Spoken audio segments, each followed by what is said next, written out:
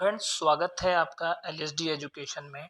और जो class 8th की हमारी सीरीज चल रही थी उसमें पार्ट 1 मैंने इसमें अपलोड कर दिया संसाधन, और आप उसका वीडियो मैं लिंक डिस्क्रिप्शन में दे दूंगा, आप उसको वहां से देख लीजिएगा। आज हम बात करने वाले हैं चैप्टर 2 की, और चैप्टर का जो नाम है हमारे वो है भूमि, मृदा, जल और प्राकृतिक वनस्पति वन्य जीव। इसमें हम बात करेंगे। तो अभी हम फिलहाल जो पॉइंट 1 पे जिसकी हम बात करेंगे वो एक स्टोरी के थ्रू बात करते हैं। और जो ये स्टोरी है वो तंजानिया अफ्रीका के अंदर एक देश, उसके बारे में बताई गई है। और जो दूसरी स्टोरी है वो पीटर, न्यूजीलैंड की। तंजानिया अफ्रीका में जो माम्बा नामक एक लड़की रहती है, माम्बा, इस लड़की के बारे में स्टोरी बताई गई है कि इनकी फैमिली मेम्बर हैं, 4-5 लोग हैं फैमिली में, और बहुत छोटी सी ज़मीन है और पथरीली ज़मीन है। ज़्यादा उत्पादन कुछ खास इनके पास होता नहीं है, मटर सेम वगैरह उगा के अपना जीवन चलाते। वहीं दूसरी तरफ जो पीटर है वो अच्छे न्यूजीलैंड में रहता है और अच्छी खेतीबाड़ी इनके परिवार की हो जाती है।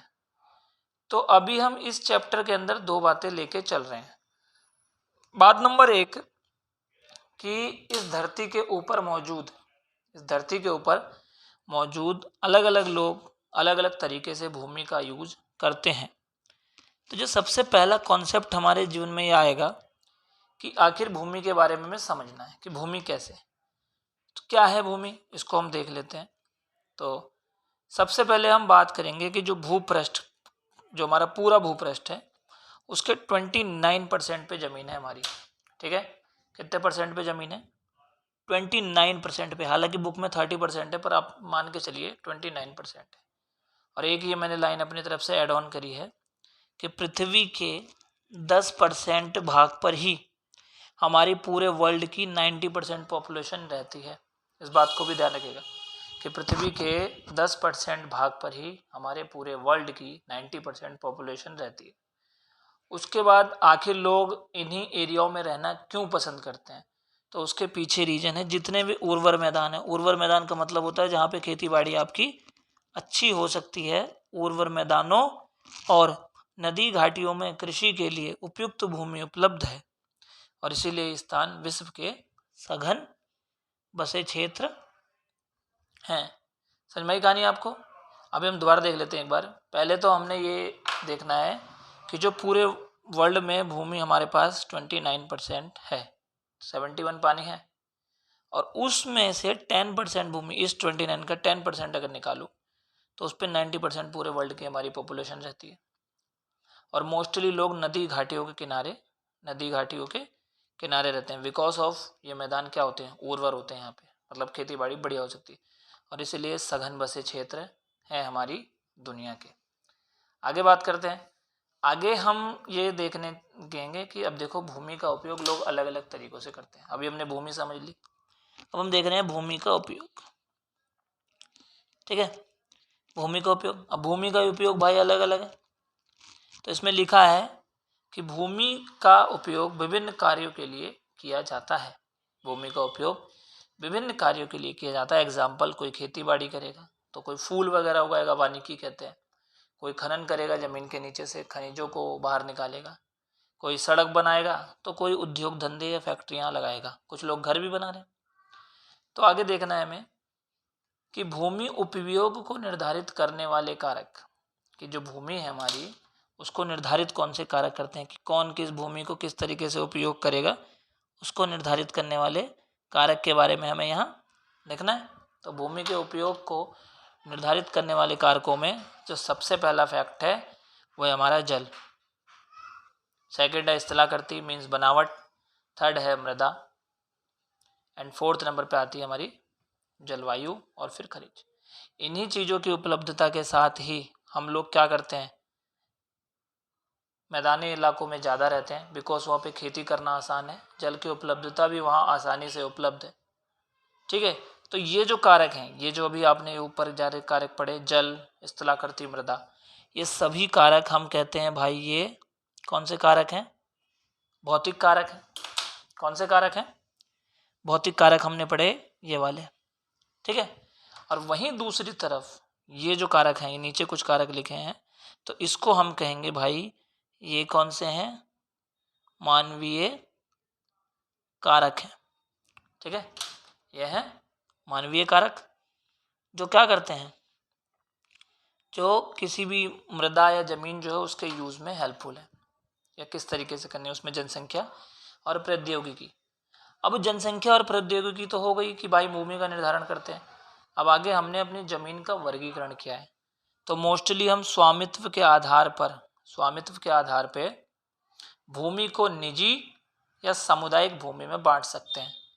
पहले निजी और या सामुदायिक भूमि में हम लोग डिवाइड कर सकते हैं, निजी भूमि में और या सामुदायिक भूमि में हम इसको डिवीजन कर सकते हैं। अब निजी भूमि आपको पता लग गया होगा कि पर्टिकुलर किसी एक व्यक्ति के हाथ में होगी, हम उसे कहेंगे भाई वो निजी भूमि है। और सामुदायिक भूमि जो समाज में होगी, समाज में हर कोई व्यक्ति उसका यूज कर सकेगा, और इसी वजह से इस भूमि को, जो सामुदायिक भूमि है और समाज में इसका सब यूज कर सकेंगे, इसी वजह से इसको हम साझा संपत्ति भी कहते हैं, क्योंकि समाज में हर कोई व्यक्ति इसका उपयोग कर सकता है। ठीक है दोस्तों, अब आगे बढ़ जाते हैं। अब वर्तमान में क्या हो रहा है, कृषि और निर्माण संबंधी गतिविधियों के कारण या इनके प्रसार से निम्नीकरण हो रहा है जमीन का, हमारे भूस्खलन आ रहे हैं, मृदा अपरदन हो रहा है, मरुस्थलीकरण हो रहा है, आदि खतरे हमारे सामने उत्पन्न हो रहे हैं। अब इन सबको बारी बारी से समझते हैं क्या होती हैं चीज़ें। तो सबसे पहले हमें भूमि निम्नीकरण समझना है।